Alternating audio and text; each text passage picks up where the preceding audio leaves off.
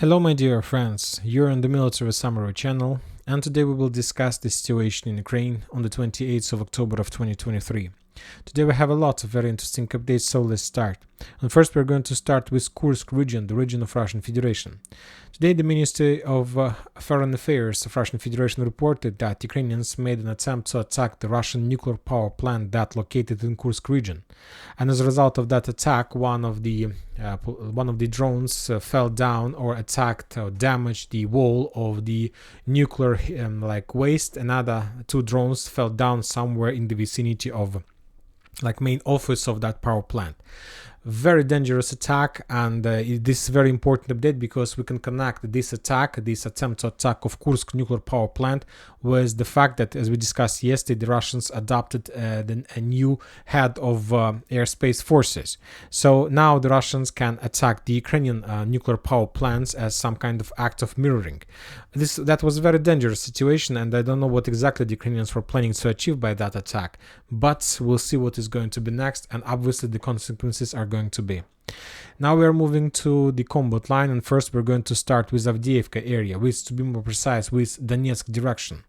And that day happened, guys. According to the Ministry of Defense of Russian Federation, the Russians, as a result of clashes on Donetsk direction, managed to destroy or damage or wound up to 160 soldiers, 6 armored vehicles and 2 artillery systems. And one of the artillery systems that was destroyed during the previous day was HIMARS system.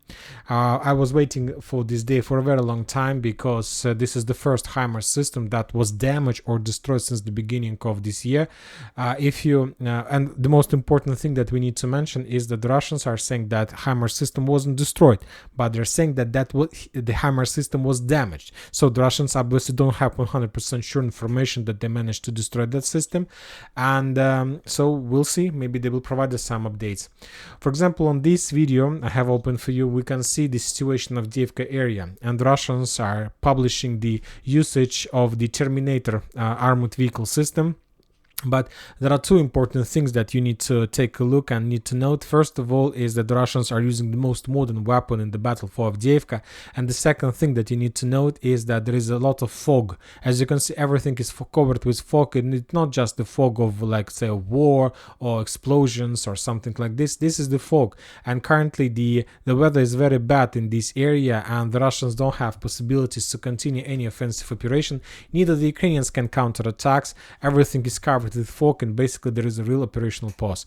And we see the numbers. The numbers are saying that the level of losses was just 160 soldiers. So we understand that there are no chances neither for the Russians nor the Ukrainians to attack because of weather. But the sources are saying that the weather is getting better, and starting tomorrow there is going to be a sunny weather, a very good, warm, hot, sunny weather, and the Russians are saying that Ukrainians will launch a series of counterattacks trying to return control over the waste heap. So as we understand, the Russians made a very smart trick. First of all, of course, the Russians do have possibilities to control, to see weather. It's not something that just the Russians can do. And as you can see, the Russians got the time and started offensive operation right before the time when fog comes, and they managed to capture Terikon before fogs, and when fogs come, the Russians start digging in deeper. And now the Russians completely ready to meet any Ukrainian attack in this direction. Another important update is that, as we discussed, the Ukrainians are planning on trying to evacuate their headquarters from Avdiivka. The Ukrainians are planning to keep just 2 brigades and the mercenaries or volunteers in Avdiivka, and most of the forces will be redeployed from this area. The Ukrainians understand the risks. The Ukrainians are planning to redeploy the headquarters that was located in Avdiivka in direction of Konstantinovka. So the Ukrainians also try to prepare themselves before more clashes in this area. The Russians published the video how they try to suppress and destroyed the Ukrainian communications during the day. On this video we can see maybe this event took place not today but a few days ago when the weather was better, because on this video we don't see any fog, just like the bad weather is coming. But as a result of FPV drone strike, the Russians always try to control Avdiivka, try to suppress the communication, and to make the Ukrainian garrison in the city blind and deaf, at least as long as possible. Also, the Russians tried to secure themselves on the western flank of Avdiivka. In the vicinity of Pervomaiska, the Russians were bombing and attacking the city heavily. On this video, we can see how the Russians managed to discover another Ukrainian ammo depot, and as a result of artillery strike, of accurate strike, the Russians managed to damage the depot, but after that there was a secondary detonations, and as a result of the secondary detonations, the entire ammo depot in this direction was destroyed. So the Russians controlled this area, but the Ukrainians also tried to to discover the Russian forces. Because of fog, there are no clashes, but the Russians concentrated their significant number of forces on the area between Peski, Vadiana, Oputna, Donetsk airfield. There are a lot of forces who are standing there and just waiting for when the better weather is going to come. And for example, the Ukrainians published a series of videos how they tried to attack and destroy the Russian armored vehicles, tanks, artillery systems like trucks, supply cars. So they're doing significant damage to the Russians. Of course, not the same damage as the Russians are doing for the Ukrainians with artillery strike, but anyway they can, and they're trying to force the Russians to slow down or maybe even to stop and to break the Russians' upcoming plans of another wave of attack in the direction of Avdiivka. As we discussed, tomorrow the battle is going to get better, and obviously this next phase of battle for chemical plant is going to start. On this video we see how the Ukrainians managed to discover the Russian tank T-64 somewhere behind the Avdiivka Donetsk airport, and as a result of strike that tank was damaged or even destroyed. So that's it about Donetsk direction. We expect the intensifying of actions, but for now the situation is stabilized. When talking about Krasnogorovka and Marinka, we got more updates and details from this area. The Russians published the video how they were tried to control the entire situation. On this video we see how the Russians managed to discover the Ukrainian reconnaissance team or sabotage group who was moving along the brushes and along the tree lines, and as a result of strikes the Russians destroy few Ukrainian sabotage groups on Krasnogorovka direction. The Russians continue bombing and attacking Marinka. There are no clashes in this area, no progress from both sides currently. The Russians are waiting when they can launch another wave of attack, and before any attacks they try to prepare the territory. The important thing that we need to mention is that the Russians changed their artillery focus deep inside Marinka, so they're not bombing the edge positions because recently the Russians were bombing just the western part of Marinka, the northwestern part, and now we see that the Russians are moving their focus deeper. That means that everything between this icon and the Russian territory is already reduced to ruins. Now we are moving to Novomykhailivka and we start receiving more updates and details from the north. During the previous videos we got a lot of updates about the Russian offensives on the south, how the Russians were trying to bomb, to attack this territory. We got the video how the Russian tank entered the fields and tried to demine this area but then was damaged and destroyed. And we were expecting for some video from the north, and today on the 28th of October we got first updates from the northern direction.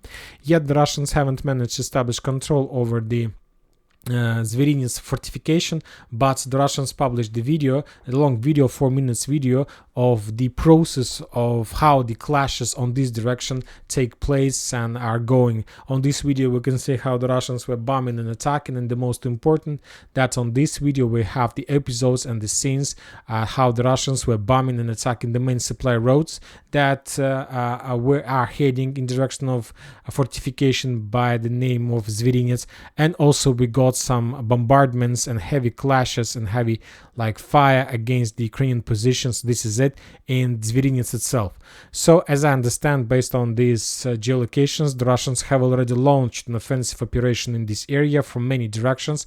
First of all, the Russians are trying and suppress the Ukrainian supply roads in this area. The Ukrainians in Zverina's were cut off from the mainland, and basically the Russians maybe even currently are trying to storm this territory. And if the Russians are able to capture this territory, they will open the gates for further offensive operation in direction of Novomykhailivka, and this is going to be completely different battle if the Russians are able to establish some control over this gray zone, over this gray cloud, and if they're able to get the edge line on the north of Novomykhailivka. Then the city will be stormed from two directions. The Ministry of Defense of Russian Federation reported that as a result of clashes on the South Donetsk direction, the Ukrainians lost around 120 soldiers on 3 armored vehicles. Significant losses for South Donetsk direction, and the main losses obviously took place in the vicinity of Novomykhailivka, Marinka, and of course Ugledar. On this video we can see how the Russians discovered Ukraine artillery and destroyed. The Russians continue controlling the situation in Ugledar. They are not launching any offensive operation in this area, but the Russians published another video. They are trying to show us the situation in the city. As you can see, almost every single building was damaged by Russian fire, but every single building still stays on its position, which means that there is still a lot of job to do, and that every single building is not just a building, it's a small fortress, small fortification that the Russians need to take control during upcoming storm. Something tells me that maybe the Russians are not going even to storm this city, because highly unlikely they are able to clear this territory. They need Wagner for these purposes, and now the Russians don't have such a pressure resource to capture the city. So as I understand, the Russians are waiting when Novomykhailivka will be taken, because Novomykhailivka is just a small village without big buildings, and of course it's much easier to capture this territory than to try another attempt to storm Ugledar.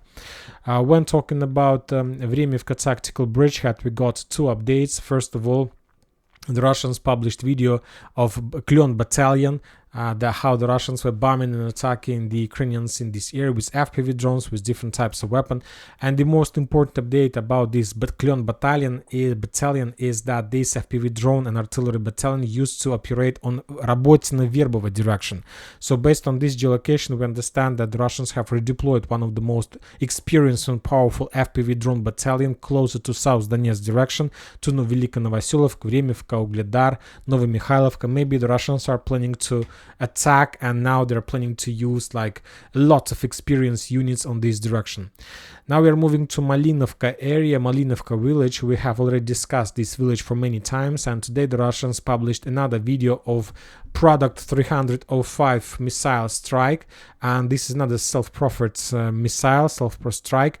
And as you can see, the Russians are pretty focused in this area, and if we increase the number of updates from this territory, from this foothold since the beginning of October, we can calculate 1, 2, 3, 4, 5, 6 strike with Product 305 missile just for this month. So obviously the Russians have some plans. And first, I'll tell you one more time that the situation in Malinovka reminds me the situation with Novomykhailivka. For example, if we increase the number of updates from Novomykhailivka, let's say since the beginning of the 1st of September, we're gonna see a lot of videos with Lemur missile, with this Product 305 strikes, and that was the first phase of attack in Novomykhailivka. The Russians first of all were attacking and suppressing the Ukrainian positions in this village using these self-navigated bombs, missiles. And after the Russians destroy every single ammo depot, communication centers, command centers with this missile, only after that the Russians started attacking this territory with artillery strikes and guided bombs. So guided bombs, artillery strike was the first step after the usage of this Product 305 missile. And now we see that the Russians are at the first stage of storm operation in Malinovka. Using these missiles, they first of all try to destroy the most important and valuable targets, and after that we're gonna see maybe guided bombs. And if we see guided bombs in this direction, then I will tell you that Malinovka is going to be the second target of the Russians, and they will try to capture this territory for some purposes or some reason. When talking about Zaporizhzhia direction, we haven't received a lot of updates from this territory, just regular clashes. The Russians are saying that as a result of battles in this area, the Ukrainians lost 80 soldiers, 8 armored vehicles, including 1 Leopard, and 1 artillery system, and 119. So as you can see, today the Ukrainians lost 8 armored vehicles. The day before yesterday, the Ukrainians lost 9 armored vehicles. On the 25th, 11. So just for 4 days, the Ukrainians lost, according to the Ministry of Defense, up to 40 pieces of armored vehicles, including something around 10 tanks and 3 Leopards. So significant losses on this area. The only thing we don't see is that a lot of geolocations, a lot of updates. Maybe there are reasons for that, but anyway, I believe that in a day or two we're going to receive more. On this video we can see how the Russians FPV drone managed to discover the Ukrainian position in Rabotino, and as a result of FPV drone strike, that armored vehicle was destroyed. Another important thing, that this ZSU Hunter FPV drone battalion used to operate not in Rabotino direction. On this area, at least before the beginning of, let's say, this weekend, there were Babry, and there was Babry squad and Klyon squad that was redeployed in direction of Vremivka tactical bridgehead. And this ZSU Hunter is the new squad on this direction. So the Russians are making some rotations, and the most experienced FPV drones, like operators, are getting closer. We're moved closer to South Donetsk and Donetsk direction. That means that we're going to see more updates and more attempts from the Russian side to destroy the Ukrainian forces with FPV drones and Lancet strikes. So currently we need to understand where we can find the most experienced FPV drone squads. That means that this area is the primary target for the Russians, because the FPV drone squads determine and dictate the situation on this or that front line. Without FPV drone squads, there are no even chances to complete this or that offensive operation successfully. And the most important, that we see that the Russians increase the number of more and more number of experienced FPV drone squad forces. When talking about Kherson direction, as you can see, we got a lot of geolocations from this area. The Russians continue bombing and attacking Berislav. It's the most sacred, probably uncovered with fog of war area, because yet we I don't understand the purposes of Russian attacks, because the Ukrainians haven't made even a single attempt to cross river exactly in this area, but the heaviest clashes and the heaviest bombardments always take place in Berislav. The Russians are saying that as a result of clashes on Kherson direction, the Ukrainians lost 110 soldiers. The level of losses is very heavy, as you can see, and mainly the level of losses, such heavy level of losses, is connected first of all with all these bombardments, obviously, and of course with the Ukrainian footholds on the Russian bank of the river in the vicinity of Krinky, in the vicinity of Pishanovka, south of Pridniprovska, Dachi, and so on. The Ukrainians try to keep these territories, and to keep these territories they need to pay significant price with the manpower. For example, in this video we see another usage of FPV drone strike against the Ukrainian forces on the Russian bank. The Ukrainians tried to hide in the shelter, but with FPV drone bombardments the shelter was discovered and destroyed as a result of very heavy fire. Now we are moving to Bakhmut and to Artyomovsk, Bakhmut, Liman, Kupiansk directions. On Bakhmut there are also very heavy clashes, but mainly using the artillery and FPV drone strikes. Both sides, either the Russians and the Ukrainians, attack each other, try to even make sometimes storm operations with FPV drones.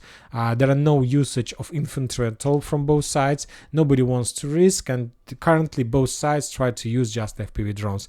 FPV drones can deal a lot of damage, and if you have armored vehicles abandoned or troopers on the zero line, you need to be 100% sure that anyway, sooner or later, these forces will be attacked by the FPV drones. So that's it. As you can see on this video, the Ukrainians managed to discover the Russian armored vehicle, abandoned obviously, and as a result of strike, that armored vehicle was destroyed. The Russians from their side continue bombing and attacking the Ukrainian forces along the tree lines, along the railways. On this video we see the usage of two flamethrower systems and maybe multi-launch rocket system, and as a result of one strike the Russians managed to destroy ammo depot that the Ukrainians tried to hide among the tree lines. This is the area. So the Ukrainians, as you can see, managed to create a very powerful stronghold along the railways, but yet they haven't managed to cross this area, at least in this on this part of the railways. There was some evidence of crossing the railways on the east of Avdiivka, but the Ukrainians couldn't dig in deeper. Maybe the Ukrainians soldiers lost themselves, and now there are no foothold at all. On Kupiansk and Liman, we haven't received anything new in comparison with the previous video, but just the thing we got is the level of losses. The Ukrainians, as a result of battle, the result of clashes on Kupiansk and Liman front line during the previous 24 hours, lost 150 soldiers and 9 armored vehicles. So the level of losses is not so heavy for this area, and obviously there are two explanations of that. The first one is that the main focus and the main forces currently are located in Avdiivka, and there are very bad weather there. And the second reason of absence of numbers and activity on the front lines, like heavy activities, is the situation in Gaza. Obviously, the situation in Gaza, Israeli-Gaza war, took all focus, media focus. So that's why I don't think that the Russians understand that there is no need even to publish a lot of videos, because no matter what you publish today, everybody will pay attention just to Gaza and Israel. Today we expect more attempts from the Israeli side to storm Gaza. So we'll see what is going to be next in this direction. And that's it for today. Military Summary channel reminds you to condemn any violence in the world. Thank you for watching. Subscribe to my channel, put your likes to my Patreon, and have a good day. Bye bye.